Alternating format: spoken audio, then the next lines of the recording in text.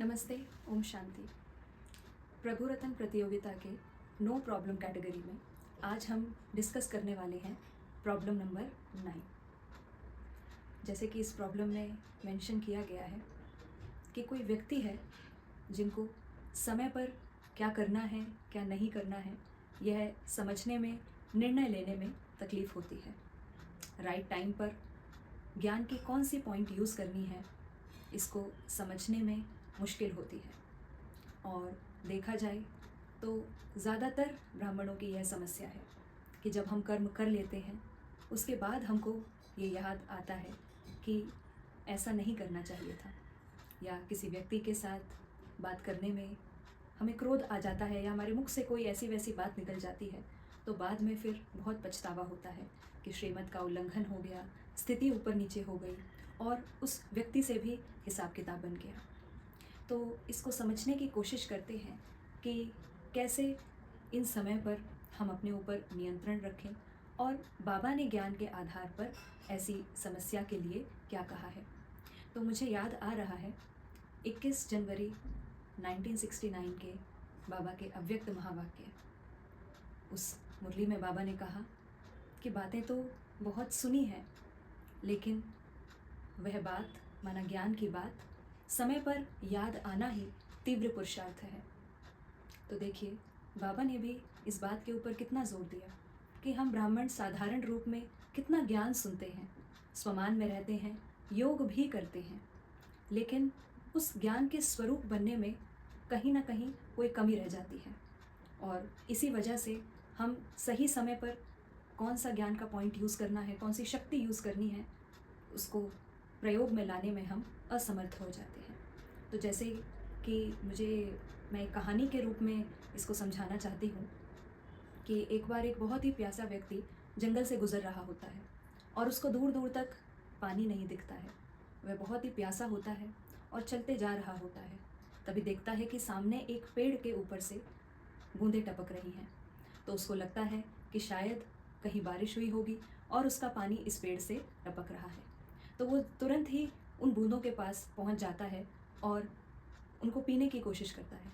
लेकिन तभी वहाँ पर एक चिड़िया होती है जो बार बार उसको उस पानी के स्रोत से दूर ले जाती है, उसको उसके पास नहीं जाने देती और उसके कार्य में विघ्न डालने लगती है।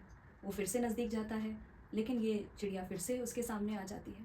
तो वो बहुत ही व्याकुल हो जाता है और क्रोध में आकर उस चिड़िया की गर्दन मरोड़ देता है।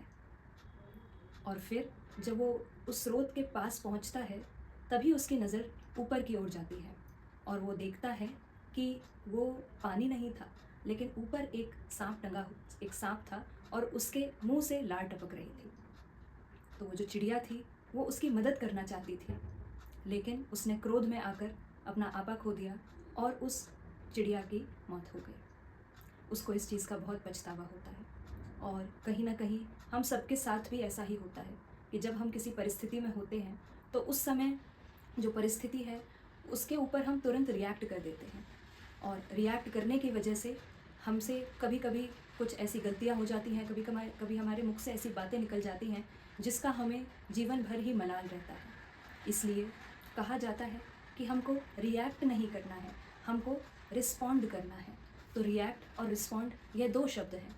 रिएक्शन कहा जाता है जब हम किसी भी चीज़ पर तुरंत कोई भी शब्द बोल देते हैं या कोई एक्शन कर देते हैं। तो जब हम तुरंत इम्पल्सिव होकर कोई एक्शन लेते हैं तो उसको रिएक्शन कहा जाता है, क्योंकि एक्शन का रिएक्शन होता है। लेकिन जो हमारा रिस्पॉन्स होता है वो सोच समझ कर लिया जाता है या सोच समझ कर कहा जाता है।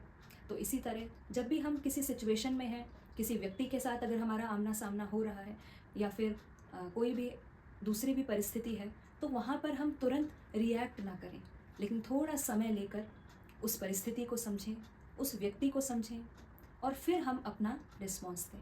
जब हम रिस्पॉन्स देंगे तो हमको सोचने का समय मिलेगा, और जब हमें सोचने का समय मिलेगा तो हम उस सिचुएशन को बहुत अच्छे से एनालाइज कर सकते हैं। और जो व्यक्ति शायद वो हमें उस समय जो भी जले कटे शब्द कह रहा है, तो उसके पीछे भी उसकी क्या मंशा है, उसका पॉइंट ऑफ व्यू क्या है, उसका पर्सपेक्टिव क्या है, वो भी हम समझ पाएंगे। लेकिन अगर जल्दीबाजी में आकर हम रिएक्ट कर देते हैं तो जैसे वो सीन भी ड्रामा में नूंद हो जाती है। तो इसीलिए हमको रिएक्शन नहीं देना है किसी भी सिचुएशन में, लेकिन थोड़ा रुक कर, थोड़ा समझ कर फिर हमें उसके ऊपर रिस्पॉन्स देना है। और देखा जाए तो जो बड़ी दादियाँ हैं और जो ब्रह्मा बाबा थे, वो भी ऐसे ही किसी भी सिचुएशन के साथ डील करते थे। बाबा कभी भी तुरंत किसी बात पर राय नहीं देते थे, लेकिन कहते थे कि जाओ बाबा से पूछ कर आओ, शिव बाबा से पूछ कर आओ, संदेशी को भेजते थे। तो किसी भी सिचुएशन में वो कभी भी तुरंत रिएक्ट नहीं करते थे। तो इसी तरह ताकि आगे हमको पश्चाताप ना हो, तो हमें रुक कर थोड़ा सोचना है, संभलना है और फिर अपना रिएक्शन ना देते हुए रिस्पॉन्ड देना है। और ये बहुत प्रैक्टिकल बात है, क्योंकि रोज़मर्रा के चीज़ों में हमारे सामने ऐसी सिचुएशन आती ही रहती है। जैसे हम गाड़ी से जा रहे हैं और समझिए कि किसी ने कट मारा या किसी ने कोई हमारे आगे निकल गया, तो उस समय, या किसी ने गलत गाड़ी चलाई, तो उस समय उतरकर हम भी क्रोध में आ सकते हैं और हम झगड़ा करने लग सकते हैं। लेकिन वहीं थोड़ा रुकना है, थोड़ा संभलना है और सोचना है कि गाड़ी के ऊपर बाबा का सिंबल लगा हुआ है, मैंने बैज पहना हुआ है, और मैं गाड़ी से उतरकर अगर ऐसे झगड़ा करने लगूंगी तो इसका प्रभाव उस व्यक्ति के ऊपर क्या होगा? क्या इससे बाबा की सर्विस होगी या डिससर्विस होगी?